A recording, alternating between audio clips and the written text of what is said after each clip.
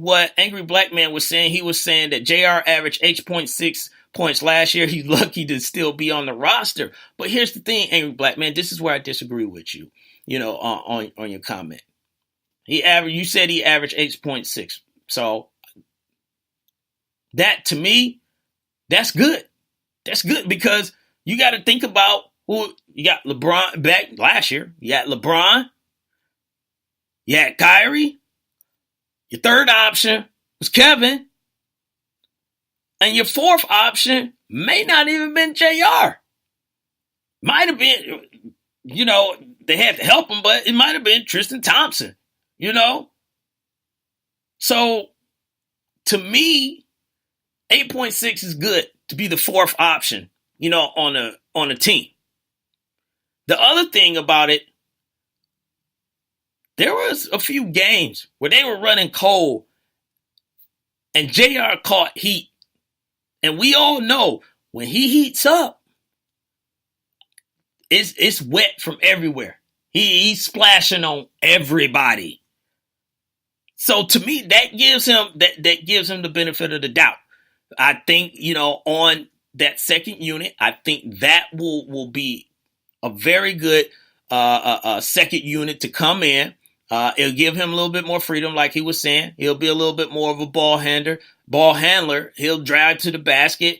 I don't know if he'll actually create for people, but it'll be a little bit of a different role. It'll be a little bit old school, J.R. Smith versus just a shooter. But I understand where he's coming from. It's just like, this has been my spot. You at least, could let me maybe play one practice for it or something. But we know how that works. D-Wade wasn't coming to Cleveland to come off the bench. But if he struggles, you best believe. Angry Black Man says, and Angry Black Man is challenging me right now. He says, on 34% shooting, like, really, Jelani? He don't get no assists or rebounds. He's a bench guy, possibly sixth man of the year. I can't argue with that, Angry Black. I won't argue on that. My biggest thing is that he was the starter, and you didn't even give him an opportunity. You said he had been working on his game or whatever. You didn't give him an opportunity. Get him an opportunity, And then, if it is true, Tyronn Lue, you go and tell him he not starting. Don't be letting LeBron tell, because all it does is feed into what people will be saying is that LeBron is running his team. What JR gonna say? You know what? I'm out of here. Man, get me out of here. No. Let the coach tell, but still, it's going to be interesting. They got a lot. To me, I told you this. I said this is the question mark team. This is the question mark team. The Cleveland Cavaliers is a team of question marks, and we will get some answers this NBA season, which starts exactly 1 week from today. Oh, man, I wish IT was healthy, man. It's still going to be crazy because Kyrie's going to be playing and all that stuff, but we are 1 week away from the NBA season, starting early. Shouts out to Gary G. Money Joyner that joined the chat room as well. He said J.R. Smith should be starting.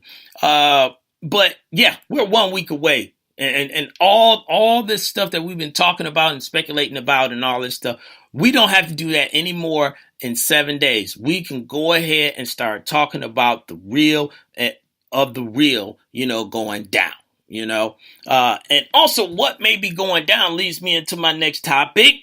And we're going to stay in the NBA, is the NBA, maybe they are listening to this show. Adam Silver might be listening to the Wait a Minute show with your host, Jelani J.B. Bodie, and my man, Lopan. Yes, me and Lopan has been talking about this, about them changing up, a little bit of the format. And we talked about the playoffs. And we said this last year that, hey, let's just do, well, we said the top 16, the top 16 teams overall in the league, and we were like, oh, well, maybe really weighted a lot, with the Western Conference. But what they are looking at, something similar to it. They are basically looking at taking the the same 8 from the East and same 8 from the West, but taking those top 8 teams still and then meshing them into what their records from 1 to 16 and have the teams play like basically NCAA, top places bottom, well, just like they do in the NBA as well. But instead of 1 versus 8, 1 versus 16, 2 versus 15, so on, you get the idea, about it. And we have been talking about that being a possibility for so long, and they are considering it. I hope they do it. To me, it doesn't hurt to trial it and see how it goes. I think the whole thing that we talk about as far as like teams, being able to, kind of coast at times, and they're like, all right, we're going to be good for this week because if we lose, we still good. I think the resting, gets addressed a little bit. And they already, remember, I said the season starts next week. Normally the season start right around Halloween. So it's starting early so they can spread these games out more and get the players more rest. So if you're getting more rest, then you can play the games. But also, you're not going to be able to just have a stretch where you just be like, you know what, we can lose these games, and we'll be good, per se, Boston or Cleveland, saying, well, we're going to be one of the top 2 anyway. That may not happen like that, so what they were talking about, they basically gave and Angry Black Man, I see your question. I'm going to answer that in just a second. But what they gave a scenario from last year. So these would have been the teams that would have played last year, which to me, it would have made the NBA. I mean, the NBA season was great. Don't get me wrong. The playoffs was great, but it would have made it that much better. So I'm looking forward to hoping that they do this. But your teams real quick. Golden State would have played Portland. Portland would have been the number 16 team. San Antonio would have played Chicago. So that's the 2-15. 3 versus 14 would have been the Rockets versus the Pacers. Boston would have played the Bucks instead of playing Chicago like they did in the first round, even though that was a pretty good series until Rajon Rondo got hurt. Cleveland would have played the Memphis Grizzlies.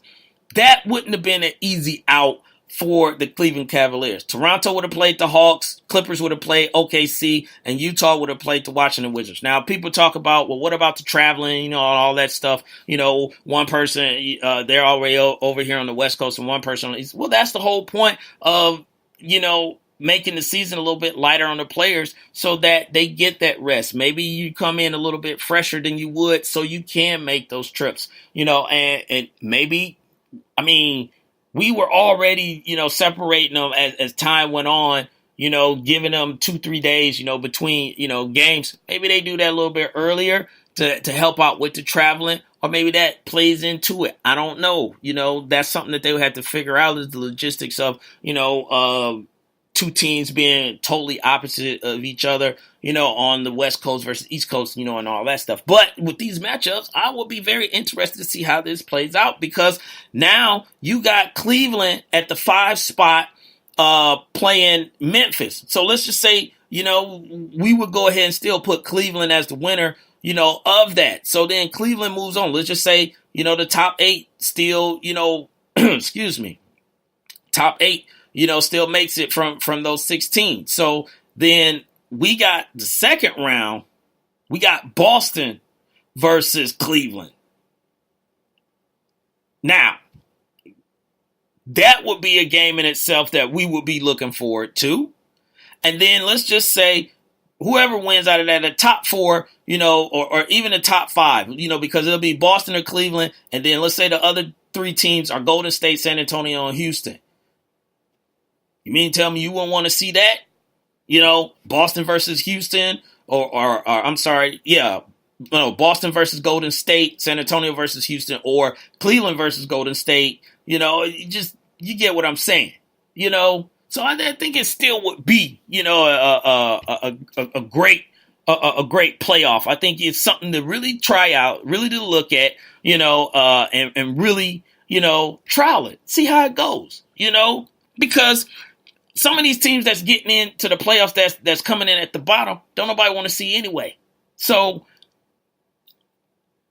least we'll get some better matchups, maybe in the earlier rounds, on it. But Angry Black Man says, over under 30 wins for the Hawks, Pistons, Bulls, and Knicks. Well, first off, Angry Black Man, you don't even need to be, putting my Pistons, in that conversation. I'm going to take that as disrespect.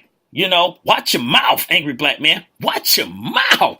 But I will say the Pistons probably will barely get over that. I wish it was more. I think they got, some changes that they need to do. They're going to have to do what they did, get guys that people didn't want, or do it through, the draft.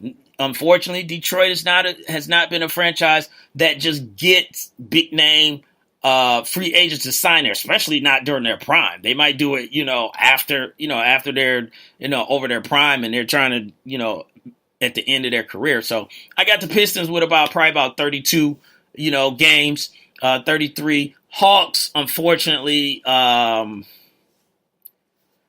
going to put them right at 30. So I'm going to push, on that Angry Black Man. Bulls, I got under 30. Knicks, Porzingis. I think the Knicks play better than what people think they will. I put the Knicks down for about 33 games. I put them over 30, about 33 games, on it. I think they will. I think they'll play a little bit more team ball. Melo, doesn't have to dominate, the ball, anymore, and build around Porzingis. And you still can make trades in the season to help out your team. Shouts out to my man Kicking It. Wake Casey. Casey is in the building as well. Gary G. Money Joyner. I think I said your name, but if I didn't, shouts out to Gary G. Money Joyner. He said that he think the Knicks can win 20 games. So he definitely got it under 30. But I like it. This is what I like. We starting to talk. So now we got NBA news, Mocha, stop it. Mocha saying Bulls is winning 5 games. No, Bulls are going to win more than 5 games.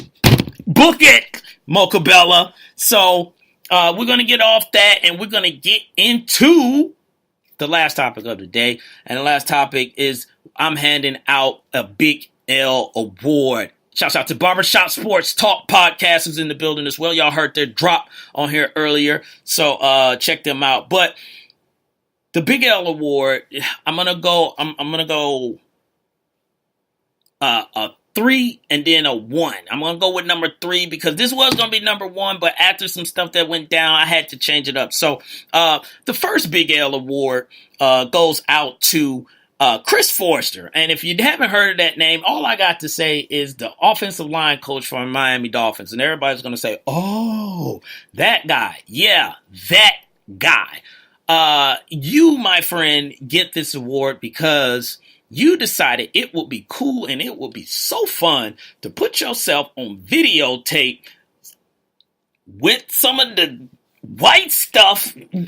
Nobody still ain't said what it is, but I think we all know probably what it is because he resigned the next day. And you don't resign if you ain't did nothing. If you ain't did nothing wrong, you don't resign. So you just gonna go up there before you go to a team meeting. It wasn't like you were just like, let me get a little hit of the Hennessy a little bit or something like that. Maybe even a little sticky icky. Let me just get a little hit of that, before I go to work. No, my friend. You decided I'm gonna go ahead and deal with the big dogs. I'm gonna mess with the big stuff. I'm gonna mess with the stuff that the rich folks be messing with. That's what you decided to do. And then you put it on video. You send it to someone when you know it is 2017 and people post everything that they get because that's the society that we live in. And no one can keep something to themselves because they just can't hold on to it and they had to get it out and they put you on video. Now everybody knows your name and you got to go ahead and get up out of there. And we're not even going to talk about the other stuff that was going on with the Miami Dolphins dating back to Tunsil with his whole thing of him smoking some of the sticky icky and then he had to deal with that at the draft. Then you got this whole thing of them having to deal with a hurricane. Then you got this whole thing of them having to play 16 straight games and not having a bye week for the season. And now you want to come out here and Take some of that stuff and roll it with a $20 bill. How dare you? How dare you, sir? How dare you do that? And to top it all off, Uncle Belly,